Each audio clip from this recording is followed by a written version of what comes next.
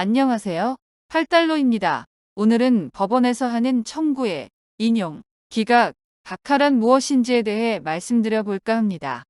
먼저 원고가 피고를 상대로 한 특정한 청구에 대해 법원의 심리와 판결을 요구하는 행위를 소송행위라고 하는데요. 형식을 갖춘 적법한 소장이 법원에 제출되면 법원은 원고의 청구에 대한 판단을 하기 위해 변론을 열고 심리를 시작하는데 이를 재판을 한다 합니다. 법원이 재판을 시작하면 변론을 열어 양쪽 당사자의 주장을 듣게 되고 서류 및 증인의 증언, 감정, 검증 등 여러 가지 방법으로 증거 조사를 합니다.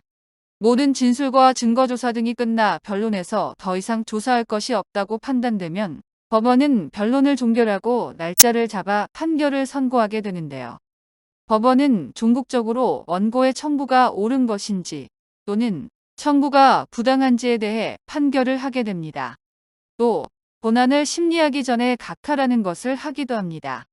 먼저 청구에 대한 당부의 판단에서 인용이란 법원이 원고의 청구가 이유 있다고 하여 그 전부 또는 일부를 받아들이는 판결을 하는 것을 말하는데요. 원고의 청구 모두를 인정하여 받아들이면 전부 인용이고 일부에 대해 인용했을 때는 일부 인용으로 인용된 부분은 승소인 것이고 인용되지 않은 부분은 기각으로 패소에 해당됩니다. 예를 들어 원고가 돈 3천만 원을 청구했는데 2천만 원을 지급하라는 판결이 되었다면 나머지 1천만 원 부분은 사실상 패소한 거나 마찬가지입니다. 일부인 1천만 원은 인용되지 않고 기각된 것이지요.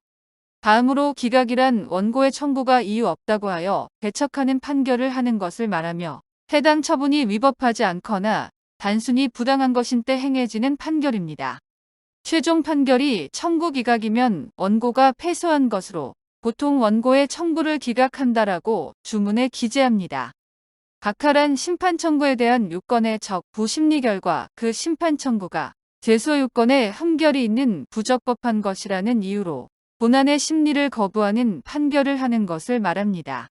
소송 요건은 판결을 하기 위한 전제 조건이므로 전제 조건에 흠결이 있으면 소에 대한 각하 판결을 하게 되는 것입니다.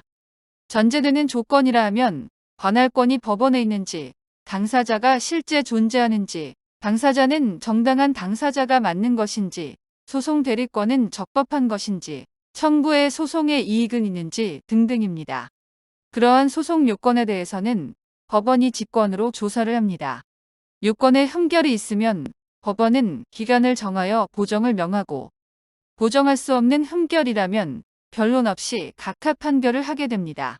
각하 판결은 취소 청구의 대상인 처분의 위법성에 관한 판단은 아니므로 결여된 요건을 보완하여 다시 소를 제기할 수 있고 그렇게 되면 법원은 새로운 소에 대해 다시 판단을 하게 됩니다.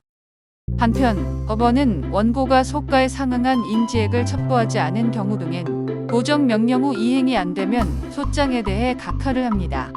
이상으로 소송에서의 인용, 기각, 각하가 무엇인지에 대해 말씀드렸습니다. 감사합니다. 8달러였습니다.